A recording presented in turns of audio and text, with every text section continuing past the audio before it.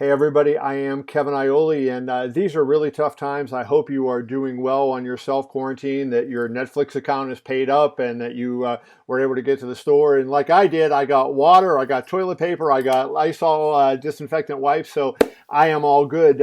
I have a little different guest than I normally have with me. Usually I have one of the best fighters in the world, and while I have no doubt that Andre could kick my butt, I don't think he's going to be out there kicking the butt of too many of the world's best fighters. But he is important to talk to. Andrei Marghitas of Phoenix, Arizona. Trains in MMA, has worked, trained with Lauren Murphy, a UFC fighter, trained at the lab briefly. So, Andre, welcome. I appreciate you joining me. Yeah, absolutely. Thank you so much for having me on.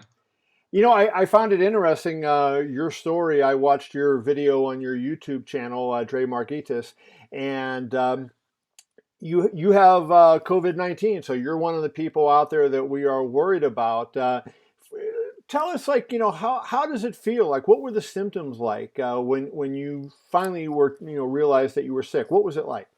Yeah, absolutely. The symptoms initially started out very simple. It was very similar to a common cold or a common flu. And then about maybe 4 or 5 days into it, it started taking a twist of fate a little bit. So I would have these 15, 20-minute incidences to where the symptoms would dramatically increase. So although they were, your typical headaches, your sore throat, coughing, weakness, your body's weak, Sure. it, those were all just the standard symptoms, and then they would amplify at random points of the night. I talk about a particular incident that happened maybe 5, 6 days ago. I woke up in the middle of the night and I started coughing. And, coughs, contrary to popular belief, haven't been something that have been really detrimental to me. But this particular instance, I started coughing and I could not stop for about 7 minutes straight. It was anywhere between 5 to 10 minutes, let's say. And it was just nonstop coughing. It was hard for me to breathe. I had a lot of chest pains. So it was a very, very bad experience, and that was the only point of time to where I thought, hey, this coronavirus thing, this is gonna be the end of me. But fortunately, I was able to just stop coughing. 7 minutes into it, just Just drastically, just stopped, and then I went back to being normal. And other than the coughing, I mean, I've watched all these press conferences with President Trump and Vice President Pence and all the Dr. Fauci, Dr. Birx, and they're talking about this. And you hear about respiratory. And while I understand that coughing is doing part of that, I often think of people having trouble, difficulty breathing with this. Did you have any of that? Yeah, I did have some difficulty of breathing. That didn't also kick in until about 5 or 6 days. But it would only happen at times like, let's say I would get up too fast to use the restroom. It would take me maybe 30% longer than it normally would to catch my breath. Or, as you can imagine, I have a lot of phone calls during this time. People Right. want to know, if there's something wrong with them or what the details are. And whenever I get caught up on a conversation, or whenever I would get caught up on a conversation that went on a little bit longer than normal, maybe anything over 30 minutes, it would start being difficult for me to breathe, and I would have slight shortness of breath. But then it would recover. Like if you just would sit down and be quiet for a while, like would it recover quickly? Oh yeah, absolutely. I would say within 30 seconds to a minute, it would recover. But it was just when I was kind of exhausting myself is when I would see the symptoms kind of be more dramatic than normal. So we're recording this on March 20th. When did you first start to feel symptomatic? So the first time I had any symptoms whatsoever was on March 4th. March 4th. And Correct. and when was the peak, would you say? Like it ramped up a little bit and then you kind of went down. What was the peak? How long did it take for you to get to the peak where you felt your worst? I would say that was probably on the 13th, 12th or the 13th. Okay, so that was like a little over a week. And how long did you stay at that where you didn't feel well and you kind of were doing the cough and the shortness of breath, that type of stuff? So like I said, it's very sporadic, right? It's not something that was consistent. It would Understood. happen at random times of a day, and it would last about 15 to 20 minutes. Now, this wasn't just the coughing incident that would happen with; it was headaches too. So headaches was actually something that was the worst experience for me throughout all of this because they would last anywhere from like 1 to 3 hours. Wow. So with them lasting 1 to 3 hours, and then occasionally having 15 minutes or 20 minutes of a headache that I just felt like my head was going to explode. Wow. That was kind of the worst symptom. So they all came and went throughout the whole duration of this time, but the really really bad experiences tops lasted 20 minutes. Really interesting. Um, and then when, like, after you take your peak, how long did it take before you felt, you're pretty much asymptomatic now, right? Correct. So how long did it take before you finally felt like, okay, the symptoms are behind me? From March 4th Um, to when? I think today would be the fifth day. The fifth day. Okay. So Right. that would have been the 15th. So you would have been about 10, 11 days in total where when you first felt bad until you started feeling good. Right. Okay. Correct. How, you're a young guy. You're what, 27? That is correct. I am You 27 you years old. you train in MMA. You're an MMA fan, so you're obviously in better shape, I would say, than the average person out there, given what you're doing. I mean, do you feel like that made a difference for you? I think that made all of the difference. So, a lot of people ask me why I think this was fairly easy for me to go through. I don't want to downplay coronavirus because it's not like having a common cold. It's like having a common cold where you sporadically feel like you're going to die for 15, 20 minutes at times. But I think throughout this whole point of time, the fact that I was so active beforehand, I would hike all the time. I would, hit pads. I would do jujitsu drills and so on and so forth. So in addition to that and having good nutrition, I think that was key. My fiance has made the most nutritious meals throughout this whole time. It's been nothing but vegetables, lean protein, even the water that I drink. I bought this brand that's high in pH levels. So I made sure that I was aware of all of that because, you see the whole world crumbling right now and it's all Right. due to health. But on a regular basis, we don't want to put any emphasis on that and we don't want to focus on health only when things are drastic and it might be a little too late at that point in time.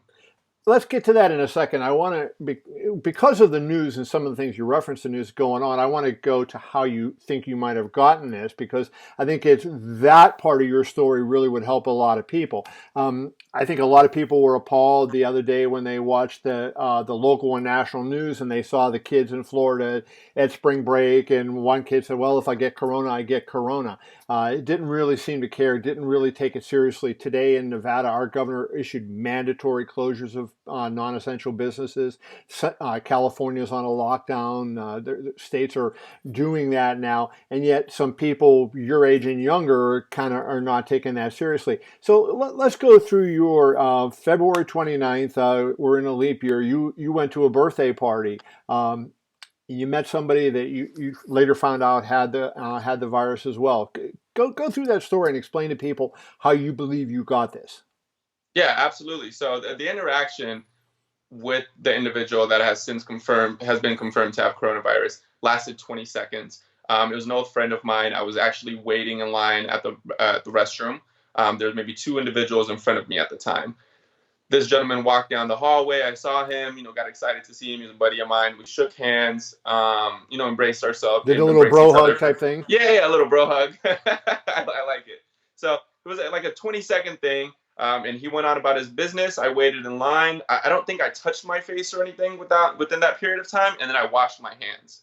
So it's very interesting that, within a 20-second interaction and then me washing my hands 2, 3 minutes after interacting with him, I was still somebody who got the coronavirus. Interesting. And when was he confirmed before you were? Because I know you got confirmed late in the process. Right. So we had the interaction on February 29th. On the 4th of March is when I first felt my first minor symptoms. And then on the 5th, I went to urgent care. They dismissed it. We made jokes about coronavirus, didn't think it was a reality. I got home, and that night he posted a video on social media stating that he had since been confirmed for coronavirus. Oh boy. So then you went the next day and you ended up going to a doctor and got tested, and it was confirmed that you had it. It's a little bit longer story than that, but it was a process to get tested, yes. Yeah. But that theoretically, I would say that was the end result. Give your Skype channel out so that people can watch your video because you have a very good video on this. It's really long, and I don't want to get into all the ins and outs of that. But if people want to see that, what's your Skype channel? Yeah, absolutely. So it's all actually all on YouTube. It's under I mean, I'm Andrei sorry. Marghitas. Yeah, my It's fault. okay. You can just go to youtube.com/Andrei Marghitas. It's a funky one to spell, so maybe you guys can include it in the video We or, will. or in the description below. All right, well, good. So if you want to check that out, we'll have that for you, and you can look at that on YouTube. I apologize, but I keep saying Skype for some reason. It's Um, okay. but there's a good long explanation of it. It's really fascinating.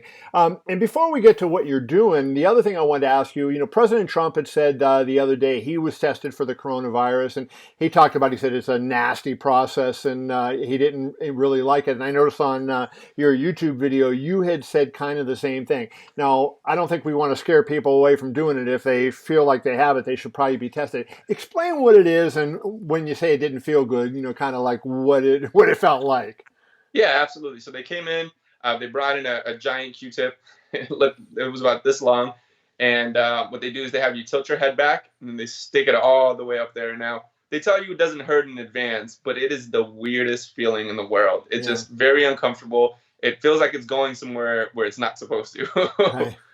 But the whole thing only lasted maybe 10 seconds or so. Definitely something that's manageable. I believe it's actually the same test as the flu test. Interesting.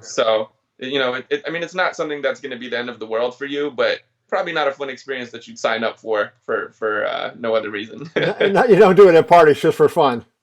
Right. Okay. And you had to do it on both nostrils or just one? So they came in, they did it once for the flu test, then they came back in and told me that I was negative for the flu test, and then they had to do it 2 more times. I don't know if the 2 additional times had to be for coronavirus or if they were testing me for something else. The time was kind of hectic, so I did three of those tests though. Okay. So both nostrils, and then one of the nostrils got it twice. And as you can see, Andrei is here smiling, and so he survived it. So if you feel you have the symptoms, get tested. Don't be afraid of it, because you heard it might not be comfortable. It's only a couple seconds. But you are doing an interesting thing with, I mentioned Lauren Murphy before, who is coming off a big win over Andrew KGB Lee. That was a huge win in her career. You have trained with her, and you're trying to help people on the who can't get out, who are quarantined, and maybe stay healthy, like you had referenced before. Explain what you guys are up to. Yeah, absolutely. So just to give you guys a little backstory before that, as to why I believe so strongly in health and nutrition. I have a little brother. His name is Paul Marghitas. He's 18 years old. He's been doing MMA since he was 8. And he, ironically, was at the same event that I was at. He was head of security there, and he was in charge of, this was a very high-end party, so you had to be on a list to get in. I was probably the poorest guy there. But he was in charge of greeting everybody. So he had interaction with everybody. He shook hands with everybody. In addition to that, he came to my house 2 days after the interaction happened and had dinner with me. And then before I tested positive, he would come over, take out my trash, bring me food. So we had quite a bit of interaction. And he has since taken the test, and he tested negative. So really healthy guy. That's why I'm kind of wanting to push, the fact that health has been the most important part of this. So I decided, I've been turned into the face of coronavirus, which, believe it or not, is not the funnest thing in the world. And I wanted to spread a positive message, and to continue to spread that message. So I've been thinking, what can I do to incorporate this, in my social media, because I have quite a few people, looking to me for answers. And I know that now we're all going to go on lockdown. We're all going to be on quarantine and stuck at home. So I decided that, during this time, it's important to remain active, to remain healthy. We don't want to diminish our health at a time, where it's most crucial. So I figured gyms are closed down. I don't really know that many workouts that I could do from home off the top of my head. So I reached out to Lauren, like you mentioned, and Lauren has actually partnered up with me, and we're going to go ahead and start doing different videos for people to be able to work out from home. So we're going to maybe do segments of 5 to 10 minutes. She'll do a tutorial to where you can see a professional UFC fighter, performing these workouts. And then I will attempt to do them, as I'm not a professional fighter, but I've trained with her for a long time, and she's a great coach. So you guys can see both examples from, a UFC fighter, and then more so an average day-to-day person. When and where will those be available? When can people start to see those? So the game plan is to have all of this done by tomorrow. So March 21st. Correct, March 21st. I was actually supposed to be out of quarantine today. As you know, I have a 6-week-old son, so I'm choosing to stay one additional day because I don't have the capability to get retested. Sure. So I just want to be safe. Tomorrow will be the first day that I actually go out into the rest of my house. I've been stuck in one bedroom the whole time, so I will have access to a little bit more space. and we'll be able to do these workouts here for you guys, so everybody can remain healthy throughout this process. Now, Lauren, I know, is in Houston. She used to be in Phoenix. She moved to Houston, so you guys are going to do this virtual. So you guys will communicate over the internet. That is correct. Yes. Okay. And then is there a cost to it? Is there, if I want to look at this, I can just join up and do the exercises, or what is the Yeah, process? absolutely. So whenever I release something, I will make everybody aware on my Instagram, and then I will have the full workouts on my YouTube. I haven't profited, I haven't accepted any donations, I don't have a GoFundMe, I don't want any money from people. I want the positive message to be spread that you can overcome this, and this is something we can get through together. And I think if we incorporate health into it, it's going to be a lot easier for us to overcome these obstacles. So no charge whatsoever. It's not something I believe in. I just want to, help the masses as much as possible. And who better to do it than a professional UFC fighter? And I assume she's going to put it on her social media accounts as well. I haven't asked her about that. I wanted it to be more so for, helping others and them getting the verification that this isn't coming from me, some guy at home that just got through coronavirus, that this is coming from a health professional and somebody in the fitness world. So I can run it by her, but I'm sure that the message will get out there pretty well. And finally, before I let you go, and I congratulate you on everything you're doing, and I'm really happy that you're healthy and back to good vigor. What was your thought on Lauren's performance against Andrea Lee? Did you feel she won the fight, and what'd you think of how she performed that night? Yeah, I think she won the fight. I know that there was some controversy It was after the fact. close. That whole card, there was a lot of controversy, but I'm a huge fan of Lauren, and I personally know that I've never seen anybody work out harder. I mean, as you know, I've been around a lot of UFC fighters, and I've never seen somebody work as hard as Lauren. Her mentality and the stuff that she's persevered through in life already before the UFC.